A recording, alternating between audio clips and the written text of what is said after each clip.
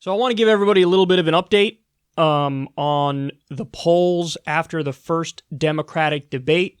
Take a look at this here. So Waleed Shahid tweeted this, but he's doing it.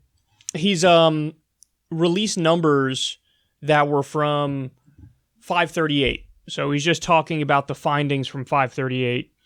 And here's what we know. After the debates, Biden has dropped 10 points.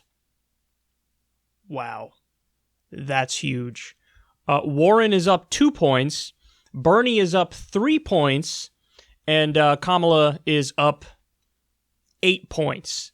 Now, Kamala is peeling from Elizabeth Warren and Joe Biden, not from Bernie. So that's good, because that was one of the concerns watching the debate, is that she was trying to sound kind of like Bernie. And when you try to sound kind of like Bernie, you get afraid that maybe some of Bernie's supporters, the ones who might not know the details of Kamala Harris's career, that they might be fooled by that. But no, it turns out that that's not the case. Kamala is more likely to pull from Biden and more likely to pull from Warren. Certainly makes sense pulling from Biden because policy-wise, she is more centrist. These are the biggest moves from the debate. Now, Julian Castro and Cory Booker didn't have abysmal debates. Take that for what it's worth. Tulsi Gabbard didn't have a bad debate either. After the debate, she won in most of the snap polls after the first night of the debate, which is the night that, she was on stage. So I do think that there's still some other characters involved in the race, but we are starting to narrow it down. John Hickenlooper is done. John Delaney's done. Tim Ryan is done. So many of these characters are just utterly useless and not going anywhere. Amy Klobuchar, same thing. So really what we're talking about is the major characters will be Biden, who's plummeting, and I think will continue to plummet. Warren, Bernie, Kamala, and then maybe you could sprinkle in a few others like Mayor Pete. Maybe you could throw hanging on for dear life there as Tulsi. But really the big players, the ones that are most likely to go down to the wire here, are going to be Biden, Warren, Bernie, Kamala, Mayor Pete on the fringes, and then maybe one other hanging on. So we're basically, I think we're kind of already down to 6.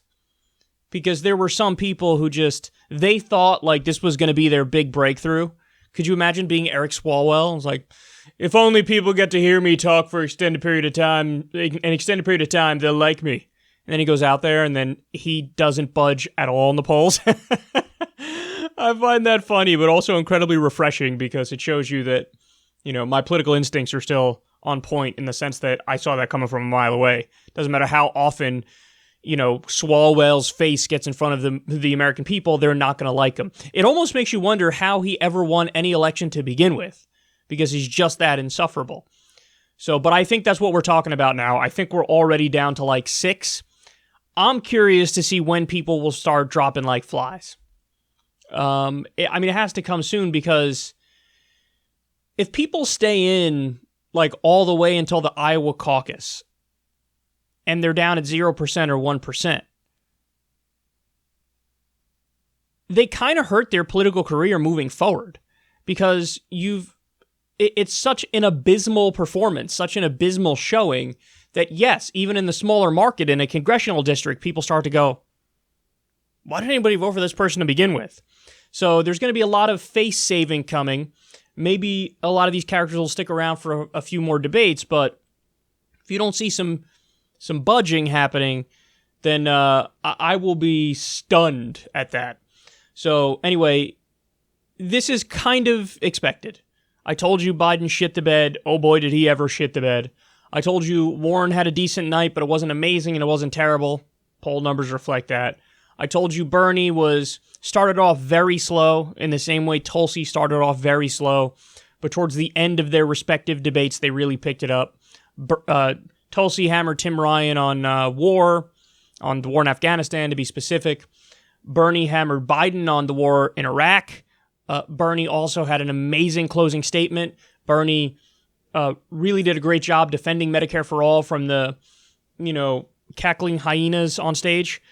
And Kamala, like I said, was the big winner of the night, and that is reflected in the polling. So the biggest takeaway is that is who we have to fear the most and who we have to fight politically the most.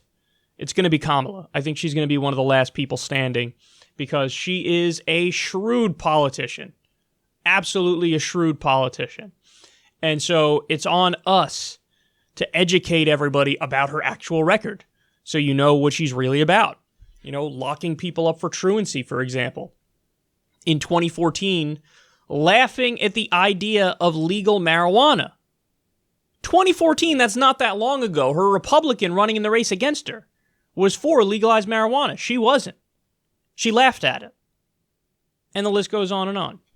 Just coming to the idea of Medicare for All being good 3.5 minutes ago and then waffling on it 1,000 times as she did again. So we have to trust that when we give people her real record and when we give people Bernie's real record, that they'll make the right decision. And that's all we can do moving forward. But it was a decent performance from Bernie. And he's got to kick it up a gear, don't get me wrong. Just the solid performances ain't going to do it. He's got to be the one to knock it out of the park. But we'll work on that. And he'll get to the point where I think that's likely. So anyway, this was your debate breakdown. Can't wait for the next one.